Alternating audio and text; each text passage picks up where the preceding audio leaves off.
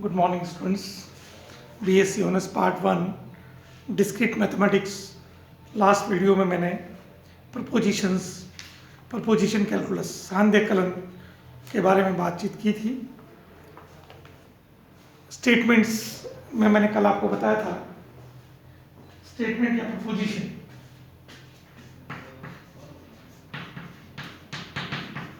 Preposition और statement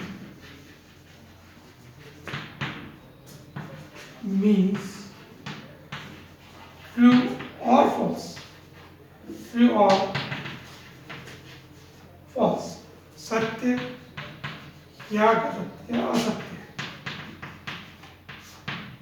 किसी भी स्टेटमेंट में सत्य या असत्य को हम प्रपोजिशन या स्टेटमेंट, प्रपोजिशन को हिंदी में कहते हैं सांध्य और ये स्टेटमेंट मीन्स कथन।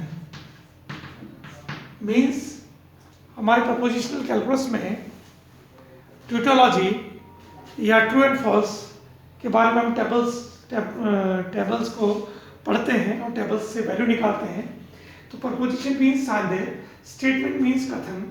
इस मीन्स दो स्टेटमेंट या दो हमारे पास सेंटेंस यदि अपने पास कथन कहलाते हैं, कोई सेंटेंस आपका कथन कहलाता है या प्रपोजिशन कहलाता है, यदि ये ट्रू या फॉल्स, ट्रू या फॉल्स। अब ऐसा नहीं हो सकता कि कोई जैसे प्रश्नवाचक कथन है, आपके प्रश्नवाचक सेंटेंस आपके पास में है, वाक्य है, या आश्चर्यात्मक है या विस्मयबोधक सेंटेंस है, कथन है, तो हम लोग उनको जिसमें ट्रू और फॉल्स नहीं निकाल सकते हैं उनको हम प्रपोजिशन या स्टेटमेंट नहीं कहते हैं। फिर इसके बेसिक लॉजिकल ऑपरेशंस हैं। बेसिक लॉजिकल ऑपरेशंस हम लोग इस तरह से करते हैं। बेसिक लॉजिकल ऑपरेशन, फर्स्ट है नेगेशन। फर्स्ट जो हमारा है नेगेशन, जिसको हम कहते हैं हिंदी में निषेध। निषेध मीन्स, इसको सिंबल इस तरह से व्यक्त करते हैं कि जैसे P is any sentence, P is any sentence या वाक्य है, ये वाक्य कैसा हो सकता है, ट्रू या फॉल्स हमारे पास हो सकता है। कोई वाक्य ट्रू या फॉल्स हो तो ये प्रपोजिशन या सेंटेंस है, प्रपोजिशन या सेंटेंस है। अब इसका नेगेशन ऑफ P निकालना हो, if first P is true then negation of P, मतलब P then negation of P, तो P ट्रू है तो फॉल्स एंड फॉल्स है तो ट्रू, दिस इज नेगेशन। मैं आपको एक टेबल के रूप में इसको बताऊंगा कि नेगेशन की टेबल, नेगेशन, फिर सेकंड आएगा हमारे पास संयोजन, सेकंड कहते हैं कंजक्शन, कंजक्शन इसको हम कहते हैं संयोजन। संयोजन को इस साइन से करते हैं, ये वाला सिंबल है। फिर आगे आएगा वियोजन, थर्ड नंबर पे वियोजन या डिसजेक्शन, इसको हम इस सिंबल से यूज करते हैं। अब इन तीनों की tables, P is any sentence, then negation of P is denoted by this, so T F F T, this is the table of negation, ये ध्यान से करना। then P, then Q statement, then P conjunction Q, that is very important tables। तो T, फिर next हमारा T T, फिर T F, F T और F F, that is important. Then again वियोजन P Q, P and Q, T T, T F, F T, F F, ये हमारे पास second form, that is very important tables. First तो negation means नकारात्मक sentence बनते हैं कि यदि कोई सेंटेंस ट्रू है तो उसका नेगेशन ऑफ ट्रू का फॉल्स, और ये सेकंड फॉल्स है तो ट्रू बनेगा।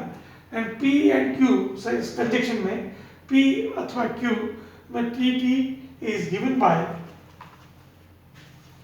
T, T T is T, F F F. यहाँ पे हमारे पास टी टी टी एफ।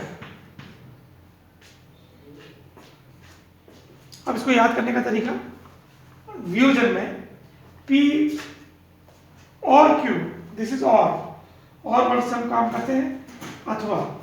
इसका मीनिंग ये है अथवा, बहुत ध्यान से पढ़ना। और इसका मीनिंग है एंड, जिसको हिंदी में लिखते हैं अपन और या तथा, और या तथा। ये ध्यान रखना कि जब हमारे पास यहाँ एंड संयोजन कर रहे हैं, संयोजन में हम लोग क्या करते हैं, T T is always T. फिर जहां पे भी हमारे पास एफ आ रहा है, चाहे वो फर्स्ट सेंटेंस में हो चाहे वो सेकंड सेंटेंस में हो, तो T F is F, F T is F, F F is F. So तीनों में देखिए आप एफ एफ एफ है, मीन्स यदि इन दोनों में से किसी के भी एफ आ जाता है तो ये एफ होगा। अगेन वियोजन, वियोजन में हम देखते हैं तो टी टी हमारे पास टी है, अथवा में T F is again T. Always first sentence है कंजक्शन के थ्रू सेंटेंस से जुड़ा हुआ है या डिसजेक्शन के थ्रू सेंटेंस से जुड़ा हुआ हो, तो ये T T is T F is T, F T is T, F F is F. So ये that is very important tables which is use to find out the truth table. सत्यमान सारणी बनाने के लिए हम इसका यूज करेंगे। तो this is the third table which use in the true table बनाने के लिए। फिर नेक्स्ट आता है ट्यूटोलॉजी। ट्यूटोलॉजी मीन्स हमारे पास क्या है कि हिंदी में बोलते हैं इसको पुनरावृत्ति, ट्यूटोलॉजी। तो मैं इसको मिटा रहा हूँ। फिर इसका अगला जो हमारा 3 के बाद नेक्स्ट ट्यूटोलॉजी के बारे में बात करेंगे, वो चौथा बेसिक ऑपरेशंस होंगे। फिर इसके बाद इनका अलजेब्रा बनाएंगे। तो नेक्स्ट अगली जो चौथी टेबल है हमारी, वो है पुनरावृत्ति। हिंदी में पुनरावृत्ति, इंग्लिश में ट्यूटोलॉजी। ट्यूटोलॉजी, तो ट्यूटोलॉजी मीन्स यदि किसी प्रकथन में उपस्थित कथन चरों को सभी संभव सत्यमान निर्दिष्ट करने पर प्रकथन का सत्यमान सदैव सत्य बना रहता है, तो ऐसा प्रकथन हमारे पास ट्यूटोलॉजी होगा। Means P negation of P and negation of P is given by this. So this implies, जैसे let us suppose this is T F। अब T F का हमारे पास है T, नेक्स्ट हमारे पास F T is again T बना रहे हैं। जबकि इस सिंबल में जो कि हमारे पास अभी मैंने आपको टेबल से बताया था, सेकंड टेबल से थर्ड टेबल से, तो this is your T. T आएगा तो टी बनेगा एफ टी, अगर आएगा तो इस सिंबल में हमारे पास टी होगा। T F is T, F T is T, this is called tautology. कि मतलब यदि नेगेशिएशन के साथ भी यदि सत्यमान सारणी में सत्य बना रहता है, ट्रू बना रहता हो, तो दैट इज कॉल्ड ट्यूटोलॉजी। फिर इसके बाद फिफ्थ जो है हमारा कंट्राडिक्शन। कंट्राडिक्शन को हिंदी में कहते हैं विरोधाभास। विरोधाभास means P negation of P, then P and negation of P। ये इस तरह के सिंबल में जब हमारे पास ये T F is F, F T is F, that is called tautology। ये हमारे पास है ट्यूटोलॉजी मीन्स ऑलवेज सत्यमान सारणी में आंसर जो हमारा वो T आता है ट्रू, और विरोधाभास में हमारे पास या फॉल्स आता है, always false, that is called contradiction. फिर नेक्स्ट आता है हमारे पास पांचवा जो टॉपिक है, फिफ्थ पार्ट हमारा है, वो है logical equivalence. Logical equivalence means तर्क संगत तुल्यता। तर्क संगत तुल्यता मीन्स हमारे पास दो प्रकथन ए और बी लॉजिकल इक्विवेलेंट कहलाते हैं यदि उनके कथन चरों के प्रत्येक संभव सत्यमान निर्दिष्ट करने पर प्रकथन ए तथा बी के सत्यमान सर्वसम आइडेंटिकल कहलाते हैं। मीन्स यदि दो स्टेटमेंट, जब हम किसी टेबल से दो स्टेटमेंट आ जाएं और दोनों स्टेटमेंट हमारे क्या हो, आइडेंटिकल बन जाए, कि जैसे P Q, P and Q negotiation P, negotiation Q, negotiation of P and Q, और last is negotiation P and negotiation of Q।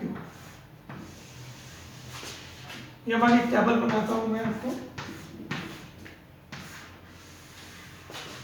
चारों लिखेंगे हम, T T T F F T F F। Let us suppose these are the four conditions. अब हम जानते हैं इसमें this is conjunction. Conjunction में हम जानते हैं यदि T आ जाता तो T T होगा, T T T F। Negotiation of P is F F, फिर F T and T। Negotiation Q F T F T, इनका नेगोशिएशन, दिस इज Q। तो ये P एंड Q में हमारे पास हम जानते हैं क्या होगा, इन इस सिंबल में यदि अपने पार्ट T आ जाता तो T, और last is F। Negotiation of P means जी यहाँ T है तो वो फॉल्स है, T false, false T, false T। Negotiation of Q, negotiation of Q means जो Q में हमारे पास है उनका नेगोशिएशन फॉर्म। अब आपका negotiation of P and Q, इस वाले का negotiation, so this is your F, this is F, this is F, और this is T। This is negotiation of P and Q। अब negotiation of P and negotiation of Q।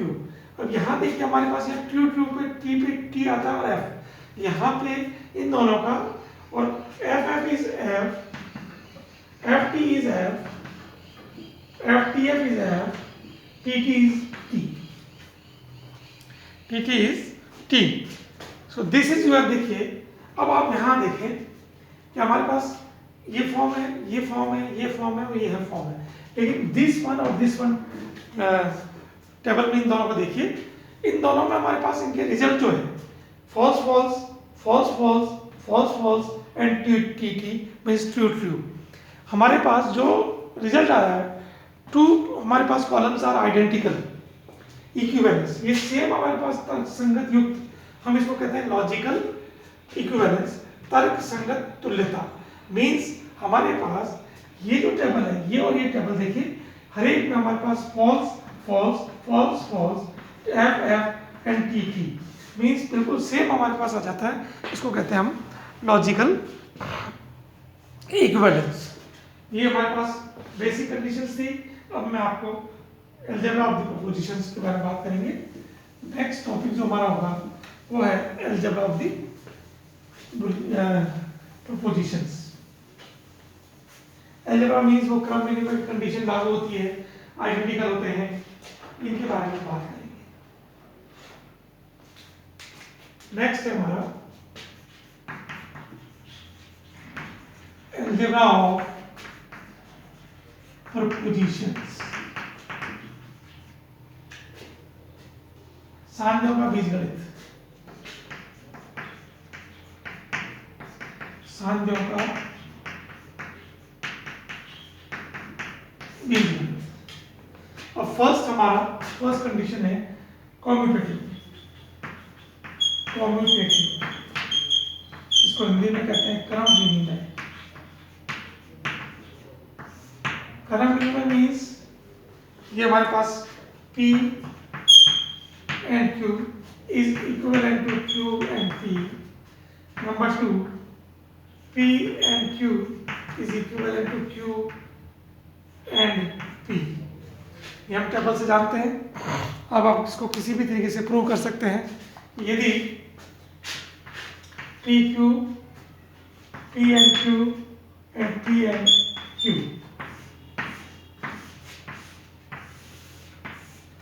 ये बार बार same वही है। There are the four condition T T T F F T F F। First में अपन जानते हैं जब T आ जाता है तो T T रहेगा, और सेकंड में हम जानते हैं T पे T F F और F।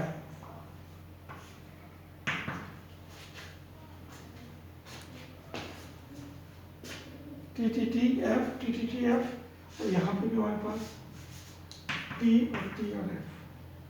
या क्यों, अच्छा अच्छा ये उल्टा कर दिया मैंने, Q एंड P फर्स्ट के लिए, this is the result for first.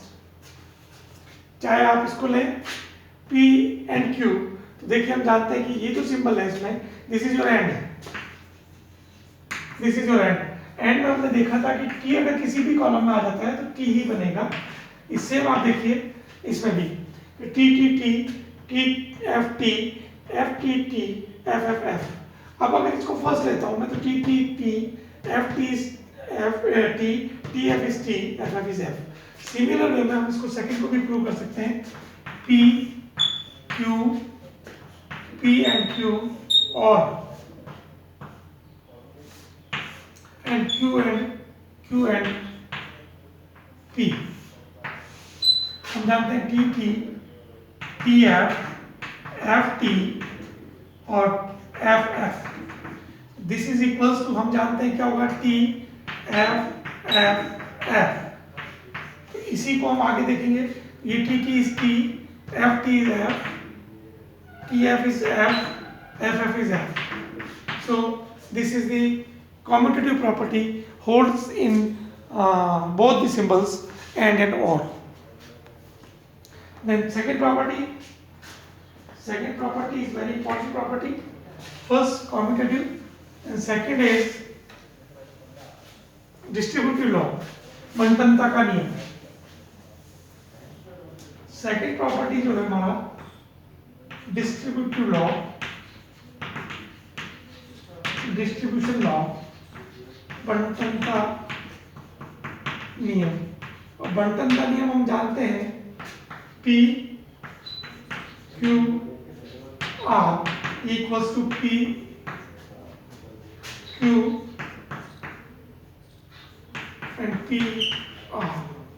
first part, second part P and Q or R, this implies P and Q and P and R। अब हम किसी एक टेबल से इसको समझाएं तो हम इसको समझा सकते हैं।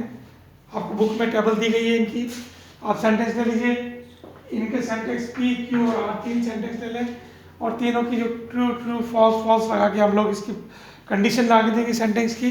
फिर इनके अकॉर्डिंग फर्स्टली इसको सॉल्व करिए, फिर पहले इस ब्रैकेट को सॉल्व करेंगे, फिर इसको सॉल्व करेंगे और इन दोनों की वैल्यूज को भी सॉल्व करके this is the same identical of this form giving the table.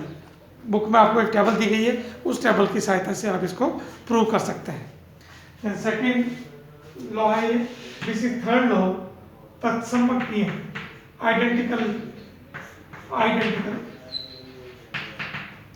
identity law। Identity law means P oblique 1 is implies P and second is P oblique 1 is again P। तो ये चाहे आप and लें चाहे और लें, this is the same identical law. और फिर अभी फोर्थ आता है हमारा, वो है कॉम्प्लीमेंट लॉ, पूरकता का नियम। This implies P and negation of P is same as 1, Q या P and negation of P is again 1। Means पूरकता का नियम मीन्स इनका जो प्रॉपर्टीज है उस प्रॉपर्टीज पे इनकी सहायता से ये फोर्थ नियम है। Then fifth is associative law, सहचारिता का नियम।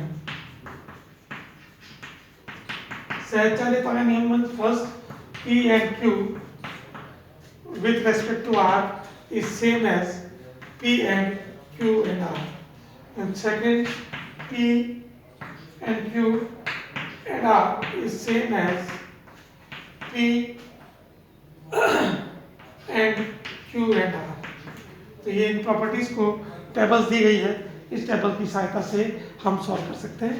अगला जो सिक्स्थ नियम है हमारा वो है important law. Important law means वर्ग सम नियम। वर्ग सम means P and P is same as P and P is same as again P। Means उसका उसके साथ सेम रिजल्ट रहता है। This is your important law.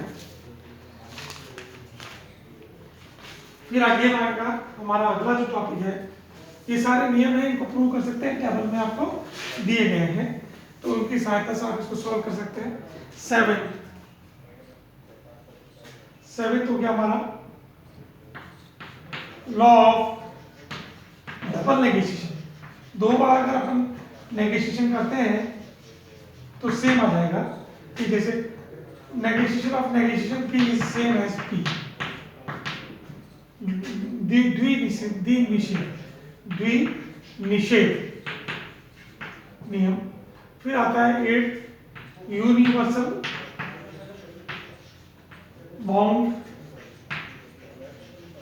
Bound law means सार्वत्रिक परिबंध नियम। सार्वत्रिक परिबंध नियम means P and 1 is same as या T is same as T. Second, P and C is same as C. फिर आता है absorption law। absorption law, अवशोषण नियम is given by P and Q is same as P first, and second P and PUQ is same as P। और last नियम जो अपने पास है वो है De Morgan law. Last is De Morgan law, 10th number, that is very important। De Morgan law, negotiation of P and Q is same as negotiation of P and negotiation of Q। First part, negotiation of P or Q is same as negotiation of P or and negotiation of Q। This is the De Morgan law. हम इनको table की सहायता से भी समझ सकते हैं, यहाँ जो टेबल्स दी गई है उनकी सहायता से भी इसका मान लगा सकते हैं। फिर इसका कल अगले वीडियो में मैं इसका अगले कंडीशंस बताऊंगा। फिर इसके बाद आपको टेबल्स दी गई हैं, उन टेबल्स को सॉल्व करेंगे और उसके आंसर्स निकालेंगे। Thank you.